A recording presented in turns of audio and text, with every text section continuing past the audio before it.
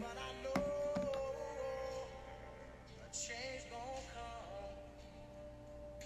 Oh, yes, it will. Hello, everybody. Hey, hey, hey. Hey, what's up? How are you? Oh my I'm good. I'm goodness. good. It's It's been been, forever.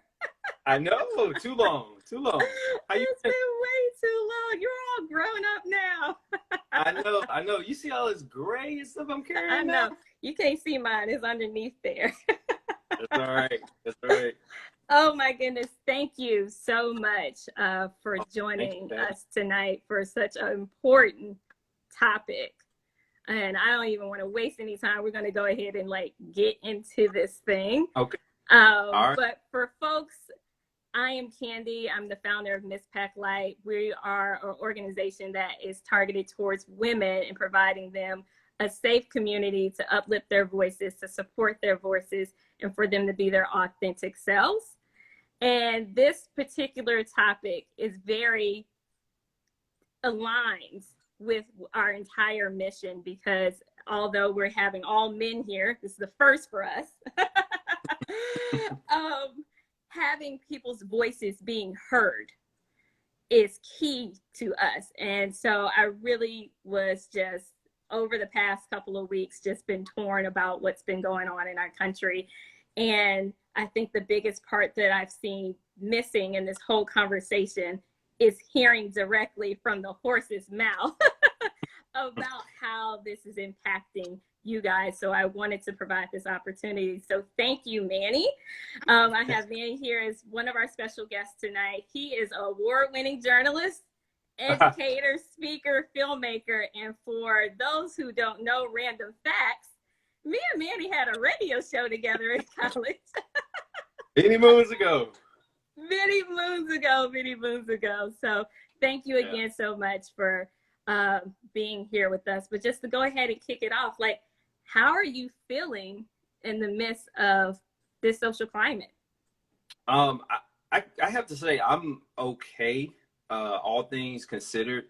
But I'm in a different space than I was. Like 16 was a lot harder for me. Like that was like the height of like the Kaepernick thing, and I was right still full time at the paper then, and had that was a lot tougher. And now I'm like transitioning into higher education, and so I'm like I don't have a lot going on personally, like professionally. So there's more time. It can be, it's like a gift and a curse. It can be like you have more time on your hands, so it's harder to kind of unplug from everything because everything you see on social media, whether you're on Instagram or Twitter or Facebook or any of the other ones, it's all this. So it's kind of hard to unplug. But then also too, I don't have I have time where I can take care of myself. I know more about my own mental health now, given from things I went through 4 years ago, with understanding, going through depression and things like that.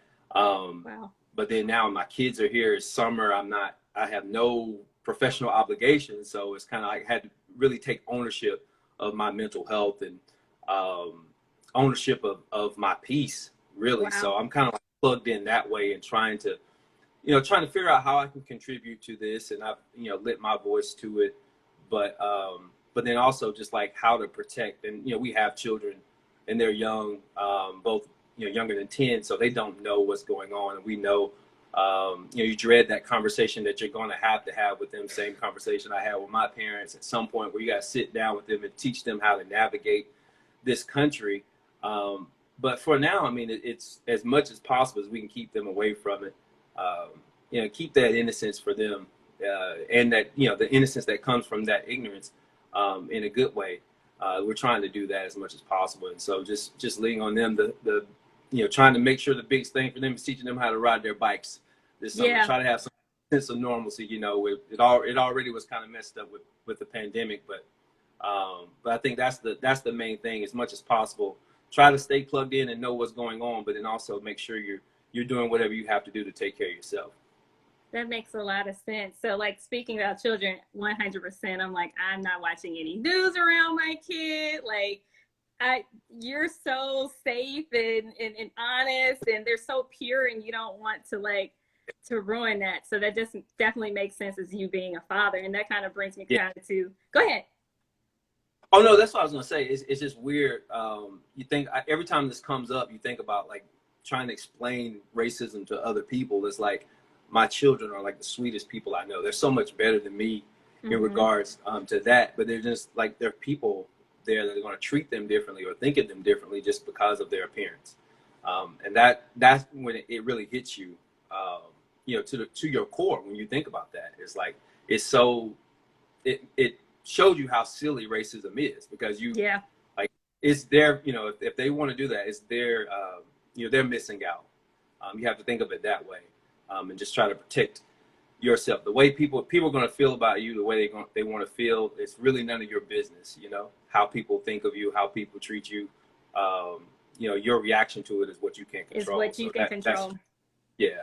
Absolutely. So that kind of brings me to, can you recall a moment that when you finally realized you were being treated differently because of the color of your skin? Yeah, well, see, I grew up in Anderson, South Carolina. For those, this small town. Now we're known for the birthplace of the Black Panther. But it's a small place right outside of Greenville. If you drive up from Atlanta between Charlotte's kind of halfway. But it's a old place, and my parents grew up there, and my dad was part of the first integrated class in this high school, and that was in the 70s. If you think about the timeline when that was not that long ago, right? So I had those conversations early and understood those things, but we grew up. You saw, you heard the word, you saw the Confederate flags and those type of things. So you kind of understood racism early. But as far as like being treated differently, I think it really didn't hit me to like, yeah, damn, what's racist until I got to Furman and really started to hear, like, you start to hear things like, what sport do you play? You know, like, and you want to take it like, well, yeah, you know what, I do gotta, maybe it's my athletic build, but no, I'm here on academic scholarship, bro. Like, so you hear those type of things, and that was when you first started to hit you. So, to where you're gonna have to govern yourself a little bit differently to kind of navigate it. You see different things. Like we had a Karen experience. Oh wow! As living like we've had that kind of stuff. No, not at Furman. Actually, we had a little condo in Anderson, and we were having a pool party for one of our children, and we had. I mean, it was a ton of us in the pool, and someone there didn't think we were supposed to be there. So you know the story. You know how the rest of the story went. But what happened there? I mean, we had the guy we dealt with at the condo because we were renting that condo at the time. Was like, don't worry about it. So it takes, that shows like it takes to have the right allies in place, so that it didn't ruin our day, it didn't ruin the party. We had someone that kind of stood in the gap, so to speak, to be like, nah, these people are being idiots. So yeah, I mean, I've had those type of things throughout my life, random stops and stuff like that. But nothing that is escalated to this point. I'm thankful for that. So. I mean, that's what's sad about it. It's like you're in the minority. You're unique if you haven't had an experience like that. Especially, I mean, I've lived in South Carolina my entire life, so that's what's sad about it. So that's what you have to prepare your children for, how to deal with those things when they come, not if they come. No, you're exactly right. You kind of said something really key. Like, what would be the most impactful things for allies in your life to kind of showcase that your life matters to them? It's been weird. I've been bombarded with calls and I guess texts more so. Yeah. Since the stuff all went down, they fall in kind of two categories, and there's really telling of who the allies are or who the people who want to be allies. They're really like, what can we do? I need to, I'm thinking of you, you're, whatever, like we're friends. Like the other category is like, please validate that I'm not racist. Yes. Like it's like a tag that like, that's the worst thing for them to be tagged racist. Like, I'm not racist. That it's not my job to do that. It's not my job to confirm you. you know, and it's really, as I wrote, social media, you may can share that, is that it's not our conversation to have, because it's not, we didn't create the problem. And so for centuries, we've been trying to fix this problem that's not ours. So it takes allies to, at the dinner table, at their family reunions, to, you know, talk about it with people. When you hear it, something as simple as like a joke, like an insensitive joke, or a race, let's just call it what it is, a racist joke, you can't let that slide anymore, because that just feeds into everything that we're dealing with. That's where that stuff comes from. You know, that's how it escalates into so many other things. So that's where those things are fixed on a micro level, as opposed to trying to get legislation passed, which is important too. But I think it all starts with the mindsets. And your smart, exactly. Your small little niche group where you are. Yeah. I had some guy, like some guy from high school. We went close then, and we're like, you know, connected on Facebook, and hit me up out of the blue and was like, you know, it's been 6 years since I talked to you. It was when something else was going down, and that's telling. Like, dude, if maybe that means I may be the one black guy, you know, if you're only talking to me 6 years in between. It's like, that's the problem right there. You know, like what do you want me to tell you? You know, like, don't be a jerk. Raise decent people. You know, like, it's not hard. I think that's what's so frustrating, is you think of something as simple as like what's going on now. Where I was, you know, working, I was covering Clemson, Clemson football, and now they're going through this thing where one of their coaches said "nigga" to one of the players, and then now it's like a debate about whether, you know, in what context was it, and then it comes out like, why can't we say? Why does it matter? It's like, it's not hard for me to say it. It's like, I think about the B word, right? You hear, like, I might hear, you know, my wife or friends like saying it. It's like, but you can't say it. And it's not hard for me to refrain from saying that word. It takes a little bit of effort. And that's what I'm saying. Like, if you can't show the effort to tweak your speech a little bit out of respect for another person, or it's not hard. I think that's the thing. Like, recognizing racism and changing your behavior in regards to racism isn't difficult. It just requires effort. And it shows when you're not willing to make that effort, that shows a lot about your character. Well, you were kind of hitting on like your journalist experience. So as a journalist of color, you almost exist in this kind of heightened sense of concern over how the community is portrayed in media. How did you still get your job done with that being an undercurrent? Oh, yeah, it's weird, especially being in sports journalism, which is weird because you know the makeup of sports teams, especially we talking, you know, college football, mainly college basketball, very high percentage of people of color, mostly black. And you walk into most press boxes, especially, you know, covering the ACC and the SEC in the South here, where you're the only dark face in there, you know. There has been a push. There are more women now in that than there are, which is great. And you know, black women in that space too. But you're always protective of that. There was one area too where it helps you as well, because those players don't necessarily see a face that they, you know, someone that looks like them. So that in a way, yeah, you can capitalize on that. But in the other way too, like, you're very protective. There are things that you can see, like, you ever notice, like, you've seen all these like statements that have come out over the past few days from companies. You can tell, it's like, they ain't got a brother or sister in that building. Like, when you see that come out, he's like, you know, that ain't past the table. Like, ain't no black person in that. Like, that come out. So, like, you see that, like, you're very protective of the story. Also too, it's like, knowing that here's one of the burdens I think people don't realize when you're being black in America. There's this like inherent, I don't want to say fear, or like,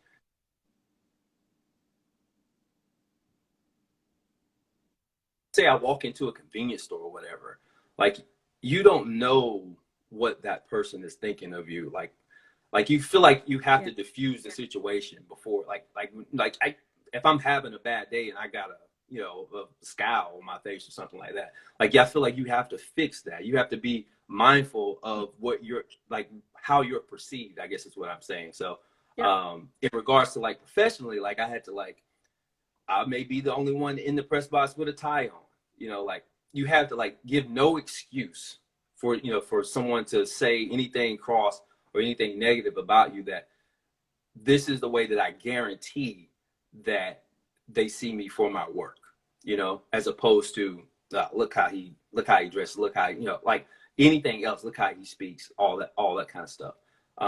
Those are things you have to carry, and you have to carry that like 24. Well, anytime It outside is 24/7. It's all the time. Yeah, basically. Anytime you present yourself to the world. Yeah, and that's part of it. So you got to think like, do you benefit from quota or something like that? Well, you might. It's nothing wrong. But you want to show them that you're there because you're supposed to be there. Yeah, and see, I was in a field where that was easier because here are my words. Like when you see my words in the page, there's no denying. Like, I'm dope. Okay. Like you can see that, when that's like so that was never a question. But I understand when people in other roles where it's not as evident, your merit is not, it's not as easily to show people your worth. And so those are things you have to think about. And like whether it's true or not, whether you're, like just as simple as like thinking about where you can vacation. Like, we drive a lot, making cross country trips, to Texas, Orland, and thinking, well, should we stop in Mississippi for gas? No, like, keep going. Like having to, keep going. Like having to think about that kind of stuff is it's hard. It's heartbreaking. It's just a burden that you have to carry it so much. And I think the more we get that out there, and the more we kind of try to carry those things together, the better we'll all be. Well, thank you so much, Manny, for joining us tonight. I really appreciate your words, your honesty, and you being vulnerable and sharing your story with us. We have to stay better about being connected. I love what you're doing.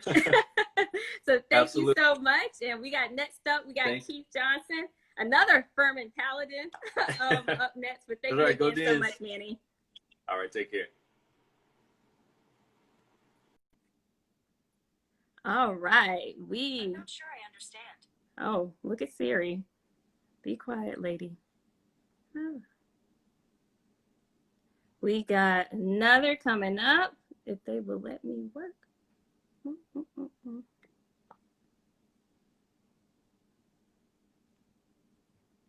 Looks like it won't let me do what I want to do.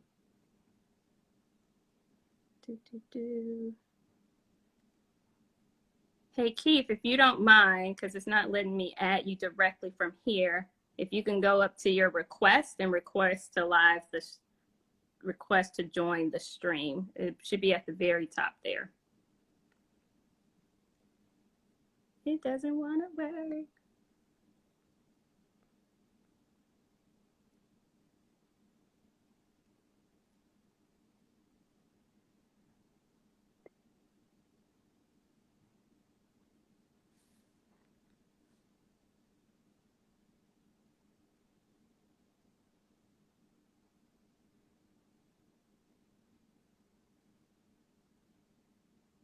Okay, let's see. It says you're unable to join. So we're going to, if you can try, if not, we'll go to Keith and then we can try to get back to Keith Johnson. All right.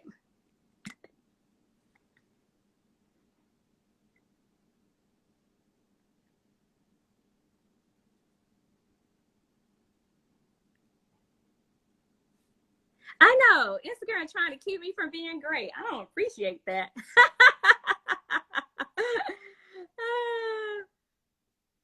Let's see what some of these comments are. Keith, I just requested you, so hop on. We'll do it a little bit out of order until we can get the other Keith.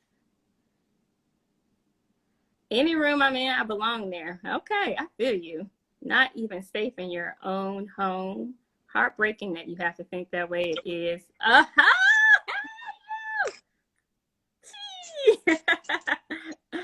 Welcome. How are you? Welcome. Yeah, Instagram won't let me be great today. I don't appreciate that.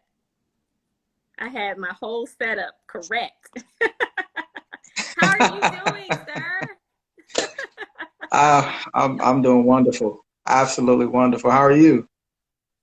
I am great. So, guys, I have Keith Sagers here. He is an award-winning higher learning educator, coach, speaker, and a Dunwoody Wildcat. Hey, you know? I mean, I try my best to hype you guys up. So let's just get straight into it. Yeah. You have a long history and experience in education working with the youth. How does witnessing the Ahmaud situation and death make you feel? Wow. Being in higher education for, like I said, last 14 years and working with a lot of young folks, it's been surreal because when you see something like that happen, you automatically see yourself. Mm-hmm. And I'll tell you what it reminded me of. And I really didn't get this until that happened. So I travel a lot. I'm active. I ride motorcycles. I ride bicycles. Like Oh, wow. anything with two wheels, anything with wheels, I'm on it, right? And I can be out on my motorcycle, and I love to ride in back roads and things of that nature. And I would get a phone call from my mother, and she'd be like, "Yeah, I'm on the bike," and I would hear her, but then I would hear this level of concern in her voice, and it was like after I saw what happened with Ahmaud Arbery, like it clicked. Like I've always known my mother was, like she always is going to be, mothers are always going to be concerned, They're right? protective. They're just protective. It doesn't matter. Yeah. But for the first time, like I connected like her pain and her fear while I'm out, right? Mm-hmm. And it just hit home for me. I'll be honest, it messed me up. It messed me up. And even more so today, the hearing was today, and to hear all of the additional, right, additional information that came out. I mean, like how do you process that? I mean, you're talking about individuals that basically hunted down someone, right? Like, where is the humanity, right? Yeah. It's like He got hit by it's a something car, lost. Hit by a car, followed by chased down, after he was right? killed, Knocked in the called the N-word. ditch, right? Right. I mean, you really Yeah, home with it's the psychological impact of that. And so we know, like, we're witnessing these things on video. Like, we knew they were happening before, but you're witnessing on video. So how does that, for Black men, the nightmares, the anxiety, like what are some actionable ways that you process that? yeah. So I will say this, and I'm just be honest. I didn't realize how much it really bothered me until like yesterday.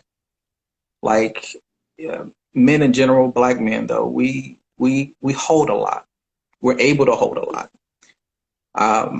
But I woke up yesterday. I'm just be honest. I woke up yesterday, and it's bad enough. The first thing I do, I'm up at 6:30 in the morning. But the first thing I did, and have been doing for the past week or 2 weeks, is like I immediately go to my phone and see what else is happening.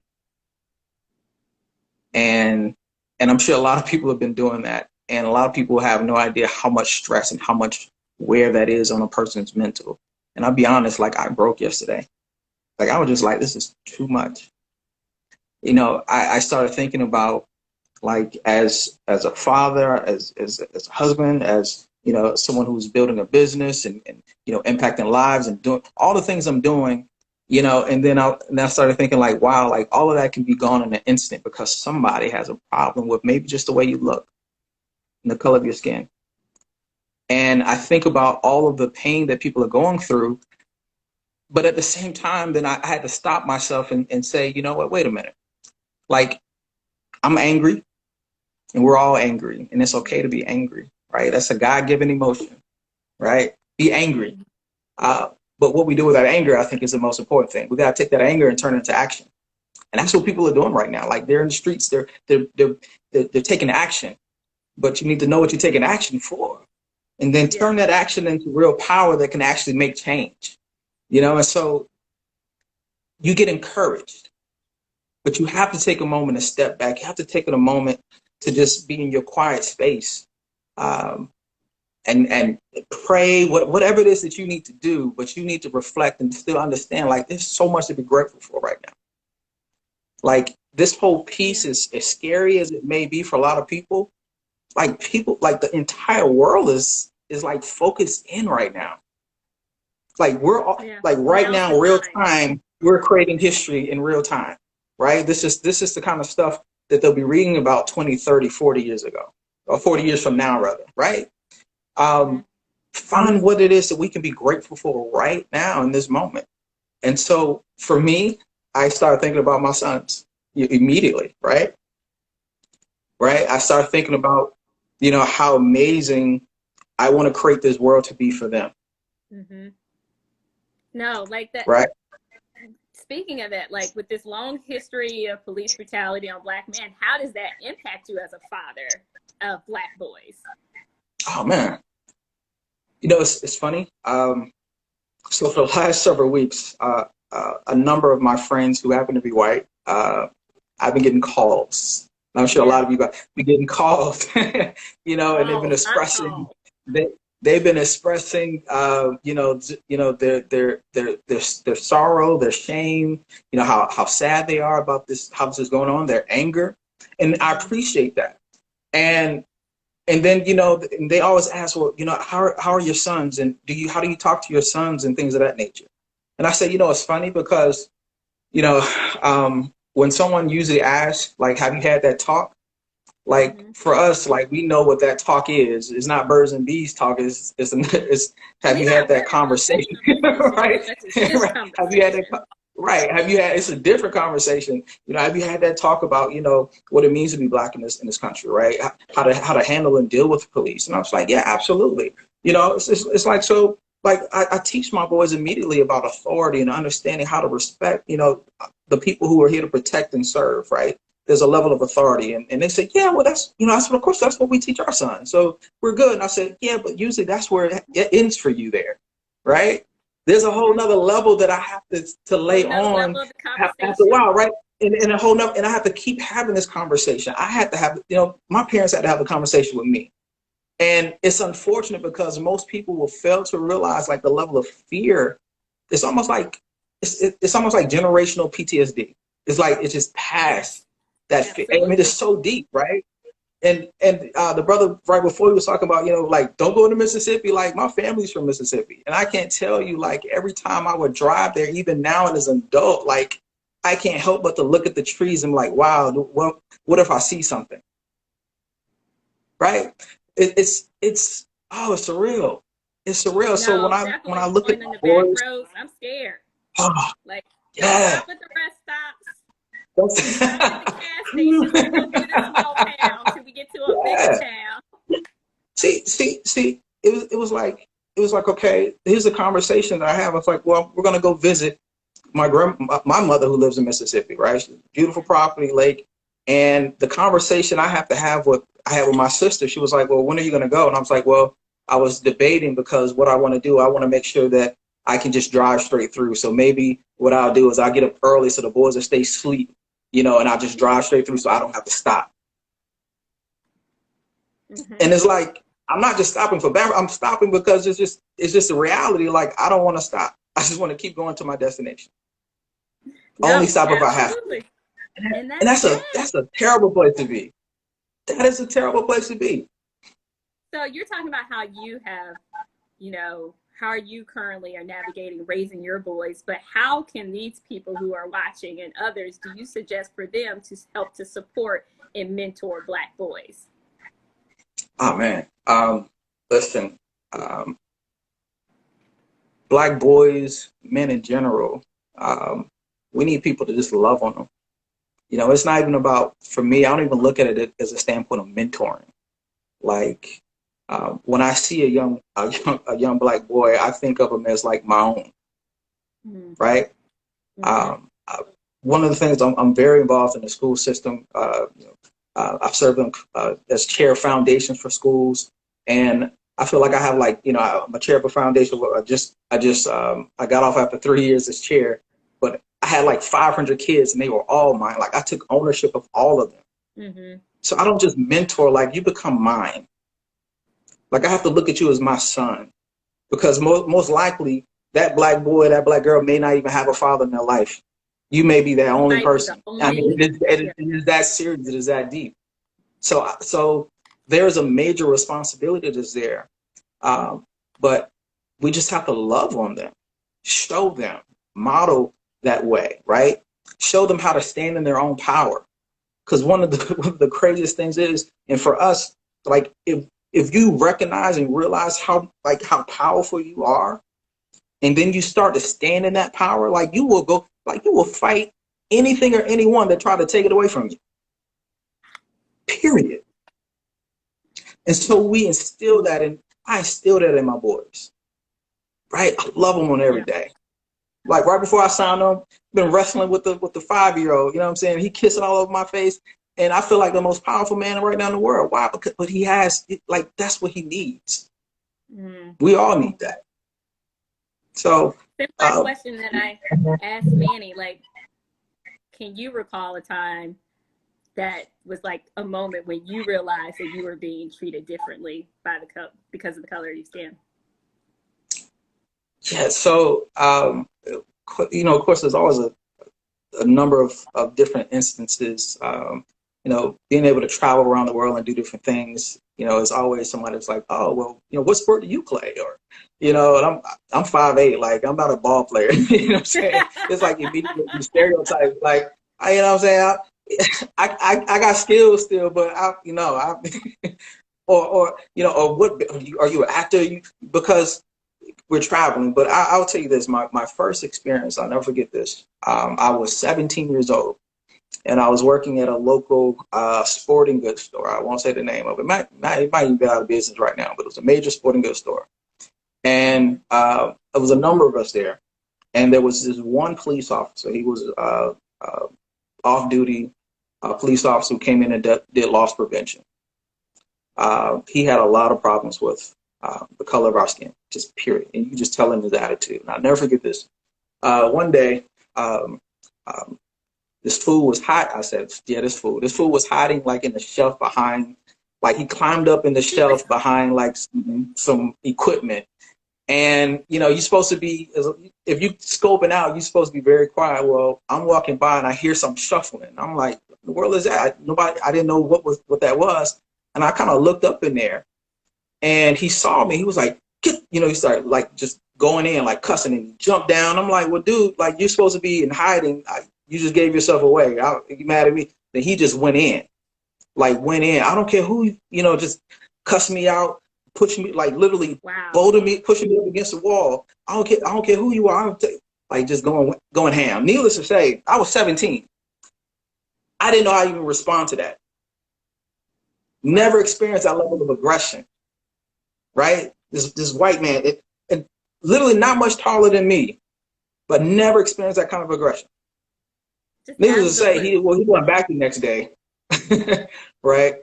My parents, they were furious because they got it. They understood. Mm-hmm. I had never experienced anything like that in my life.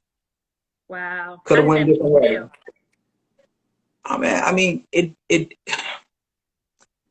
It does something to you. You feel small in that moment, like powerless. And like, it's almost like your mind goes blank, because it's almost like, I can't believe this is actually happening right now. So it's almost like slow motion, like this is really out happening? of body experience almost. Out of body experience. And and so it's when you experience it for the first time, it's like that. Wow. But then you're always looking for the next time, which is also very, very dangerous, because your mind goes there. Can you imagine this? I'll just share this with you, because I know we gotta get you to the next. I was speaking with a guy just recently. I was doing on his show, and he's a white guy, Awesome gentleman. And he was sharing with me about his experience. Because he was like, Keith, and I could never, understand that experience. He was like, but I remember one time I was in Mexico when I was in college, and I spoke fluent Spanish. And this was, uh, early 80s. And, we were going out to this far off countryside in Mexico, and we got pulled over by the federales, and there was a lot of drug cartels and that kind of stuff. And he was like, the guys that had guns and they were coming on the bus looking for stuff. And he was like, my college friends was like, don't tell me you're American. Don't tell me you're American. Just speak Spanish, right? And so they asked him his name to speak in Spanish, and they looked, and he was like, they left, and then they went on. And he was like, I was so afraid for my life. He was like, I've never experienced anything like that before. And I said, yeah, I said, it's sad to say, but that is like the Black experience every single day in America. Like, you were the minority in that particular moment. Now you just witnessed what we witness and experience every single day. Wow. Wow. And it was a good teaching moment. Good teaching moment. That was a good Excellent teaching moment. Well, thank you, Keith, so much. Thank you so And much for joining and sharing your story. It's all love. I appreciate it. Definitely. Look, we got to do this again. It's so good to see you. It's been like 22 years. It's been a while. You are old. No, I'm just kidding. You old. You older than me. I'm old. Well, thank you so much, Keith. All right, sis. Love you. Yeah, we're definitely going to be doing more together in the future. Thank you. Take care. Thank you. All right, man. Wow, that was powerful. Y'all see me? I was almost in tears. All right, we got Keith Johnson on the up and up. You up next? That was wow. I don't know about you guys, but today when we did the moment of silence for 8 minutes and 46 seconds, I definitely felt like crying. Hey, Keith, how are you? What's up? Good. How are you? I am doing well. I'm doing well. So now, guys, I am joined by Keith Johnson. He is a highly decorated, respected judge and criminal attorney, and he is a Furman Paladin also. Right, Furman. Yeah. FU all time. And by the way, that stands for Furman University, guys. That's right. I didn't say anything obscene just then. So let's just go ahead and get to it. So thinking about George Floyd, I'm sure you was watching. Did you watch the memorial today at all? Did you have a chance? I saw clips of it. I was in my office meeting with clients. Busy working. Yeah. You're right. I get it. Did you happen to see the video? I didn't see the video yet. Wow. Now I know some people have not watched the video on purpose, and I totally understand that. But I guess in just hearing the video of the incident. Yes. Is that what you're asking? Yes. Oh yeah. Yes, the video of the actual incident. Yeah, thought I was talking about the video of the memorial. Mm-hmm. No. Yeah, it was heartbreaking. The actual George Floyd video. What's one word that describes how you felt when you saw that? I was angry.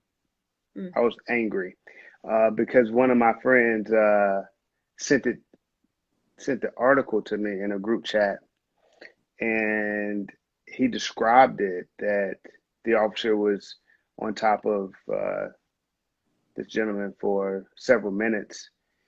And when I got around to watching it, it was just, I was in shock that it was that callous. I'm a guy who defends people for a living, right? So just to give everybody some context, I have like 9 murder cases that I defend. So I see autopsies, I see all kind of bad stuff all the time. But watching this, especially when I noticed that the officer Chauvin had his hand in his pocket, chilling. Well, he was pushing down on his leg. That was creating more force. Because if he really thought that Mr. Floyd was a threat to resist, you want your hands free so that you can defend yourself. And you got to tell us some stuff. Thank you, Keith. Yes. Yeah. So he had his hand in his pocket. He was pushing down on his leg to make it have more impact and more force on Mr. Floyd's neck. I mean, that's just obvious. That's what I saw, Wow. because that's just not a natural position for a person to be in if they're trying to restrain an individual. You're not going to put your hand in your pocket. That's That an makes odd angle. So anyway, I saw that, and it was just chilling, and I was just angry, and I've been struggling with that since Ahmaud Arbery, um, yeah. Breonna Taylor. All those things have culminated in what we're seeing across the country, and it's a good thing that people are not going to just Brush it under the rug. allow this moment to pass, for sure. Well, can you share your own personal experience in your adult life that you have maybe experienced racism? Yeah, so I've experienced being treated differently by the police.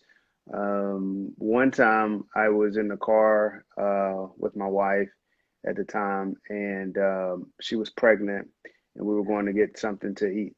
And I had made a wrong turn onto a side street. I was trying to follow my GPS and do that, and so I made a U-turn. No cars were coming, and I was in a Mercedes. Okay, and in Columbia County, I think it's like the equivalent to maybe like a Cobb County or a Gwinnett County, a suburban county, mostly Got it. white.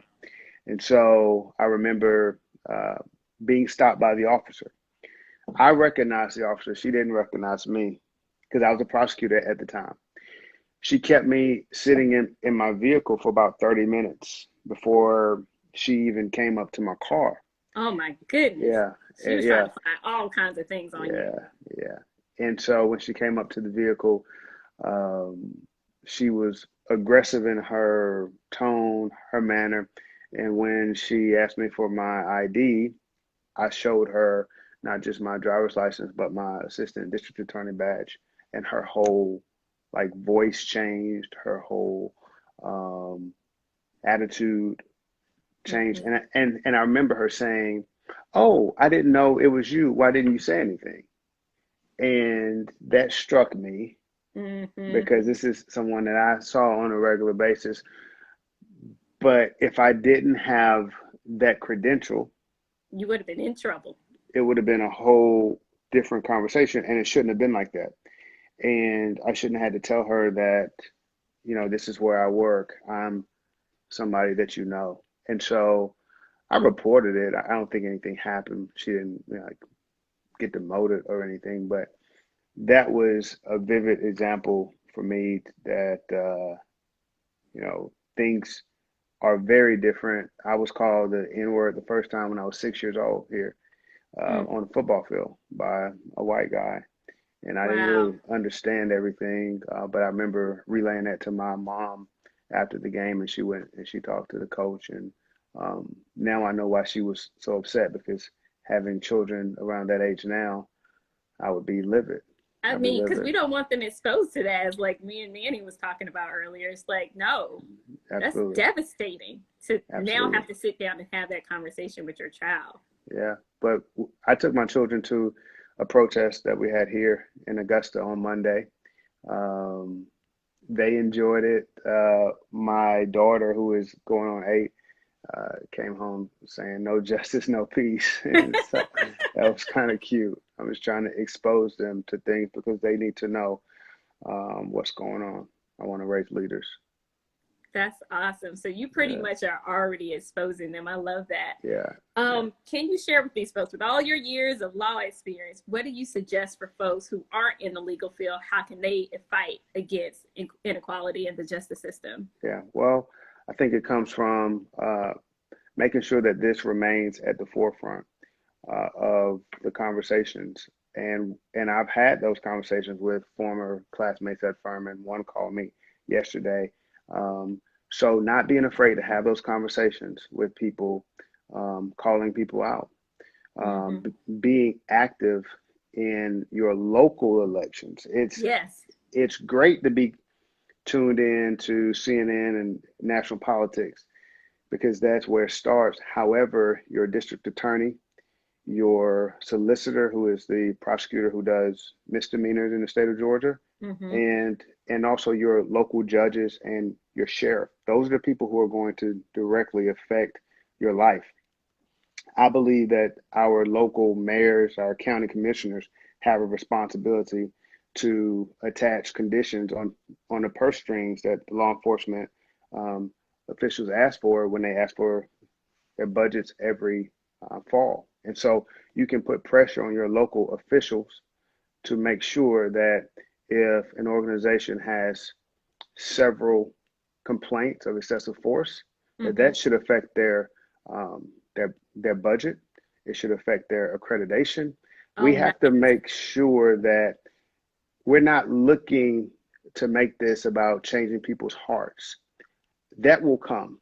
Mm-hmm. We need to make sure that we're shrewd about this and tie it to what people really, really care about, and that's the purse. And so, as a lawyer, if I have a bar complaint and it's valid and it's vetted, I Mm-hmm. lose my bar license. I don't see why um, they call it in Georgia post certification, peace officer certification, or something of that Mm-hmm. nature. And they are the governing body for every law enforcement officer in the state of Georgia.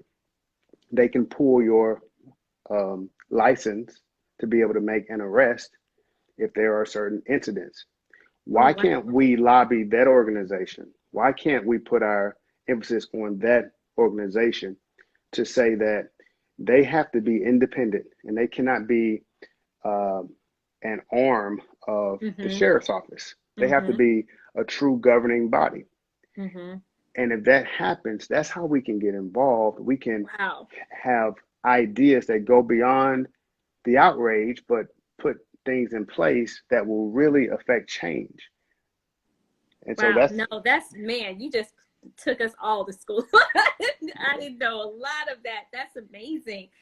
I mean, how can, so with this governing body, with it being attached to, I guess, directly in the camp with the police officers, what would we need to do? Just go vote for someone that then will then make the change to remove that body and make it kind of like unanimous, or what would we need to do yeah. to impact? So it can be two ways. One, we can start at the local level with the commissioners Okay. because our local city officials have to approve budgets for sheriff's offices. Okay. Okay. And so when the First sheriff's thing, office, y'all got that? first thing, first Y'all got thing.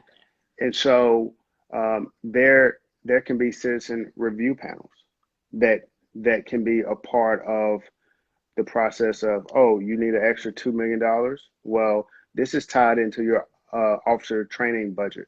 We need to be able to look at these um, internal affair complaints because Almost sheriff's a officers, scorecard of some sort, and yes, because rating see, that we evaluate them on.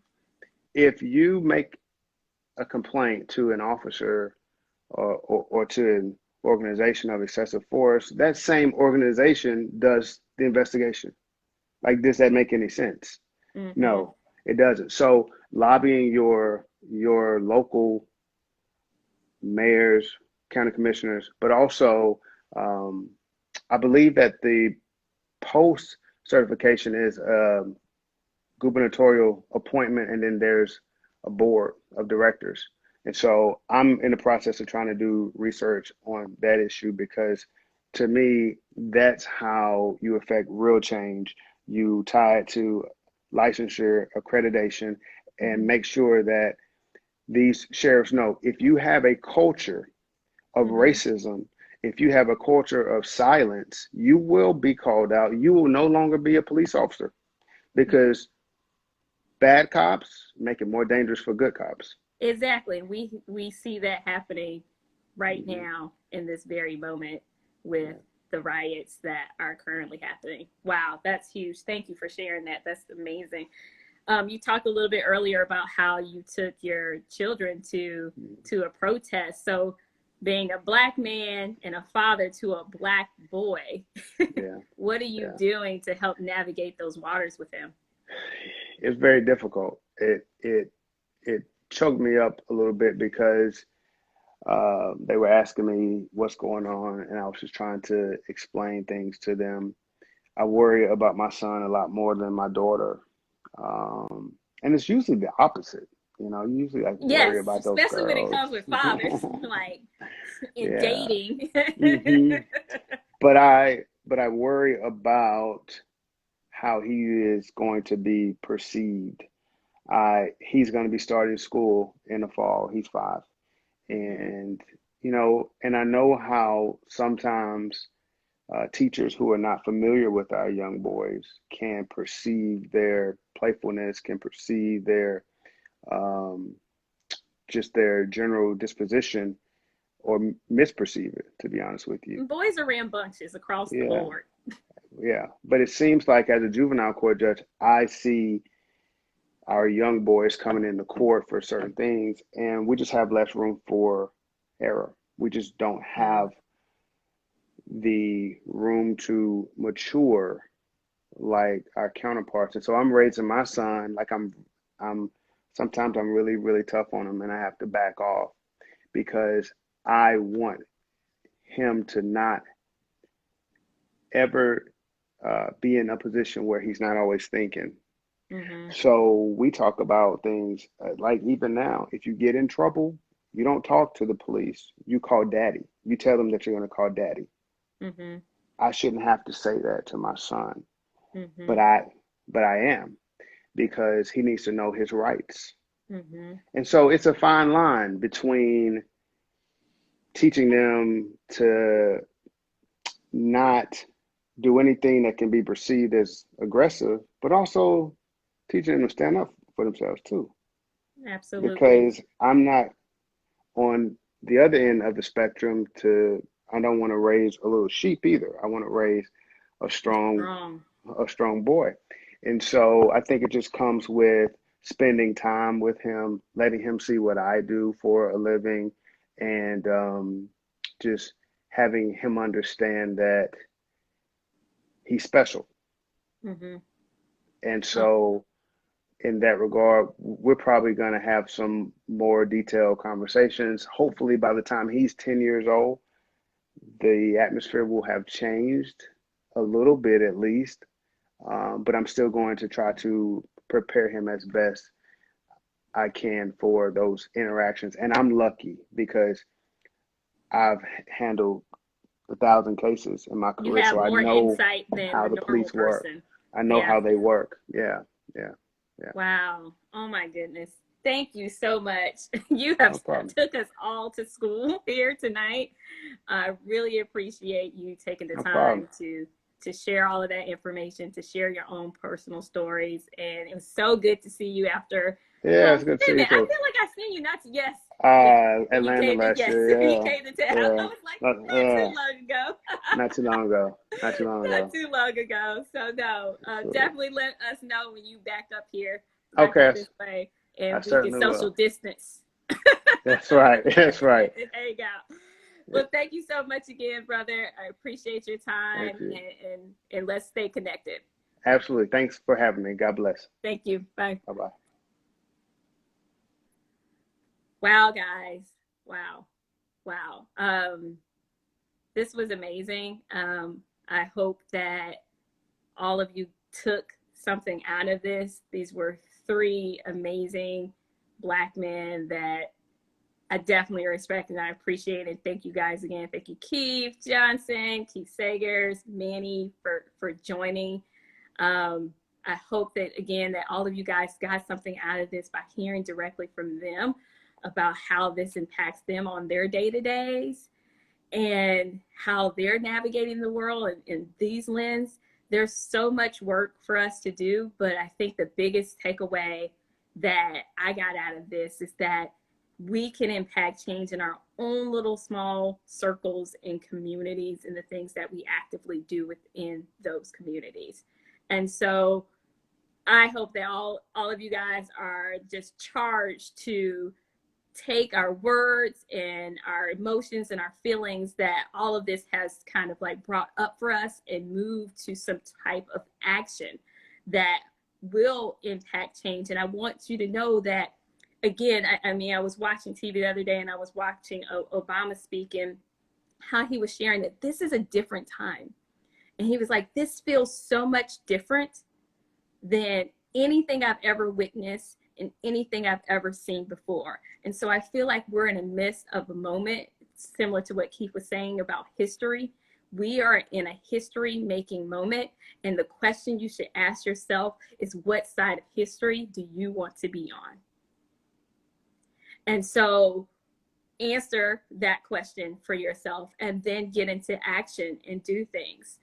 And then the other piece, as we kind of wrap up here, earlier, you know, there was a moment of silence for George Floyd, and it was 8 minutes and 46 seconds. And I remember sitting here, but I was still working, and it was the longest 8 minutes and 46 seconds I believe I ever experienced. And I can't even say, can you imagine that for 8 minutes you are sitting here processing that you are about to lose your life and you are about to die, when literally just a minute ago all you thought you were doing was going into the store to purchase something, and you walk out to this and you literally are like, I'm about to die here. Can you imagine for 8 minutes processing that reality? And he's asking, I can't breathe, begging, please, I can't breathe. Can you imagine that? Calling for your mother, grown man, I can't breathe, mama. In desperation, we cannot turn a blind eye to any of this. Can you imagine? I know some of you guys are runners. Go running for miles. And you post, you're like, oh, I'm gonna go for a run. I wanna feel good. I'm gonna get my miles in today. I'm training for a marathon. Not saying that's what he was doing, but can you imagine? I'm just gonna go out and run and get some fresh air. And you not make it back home. You have trucks following you, hits you with a truck, pulls out their shotguns on you, and literally in that moment, all you can think of is, I'm about to die, and the only thing I can do is fight for my life right now. It's just too much. It's just too much. And so we really have to try to impact change in just every facet. The workplace, it happens. Microaggressions, things day to day. We are being called to action. We're being called. This is not about politics. This is about humanity. This is purely just about humanity. And what are your morals and your values when it comes to that? So I'm sorry, but this is just uber emotional. I thank everybody for who's joined, because honestly, that is the first step. And you came here and you came to listen, and I appreciate that. And that says a lot about you and your character. And so now it's time, guys, just to get to action. So love you guys very much, and we will be back next week. Blessings to everyone. Love you, and we're out tonight. Bye.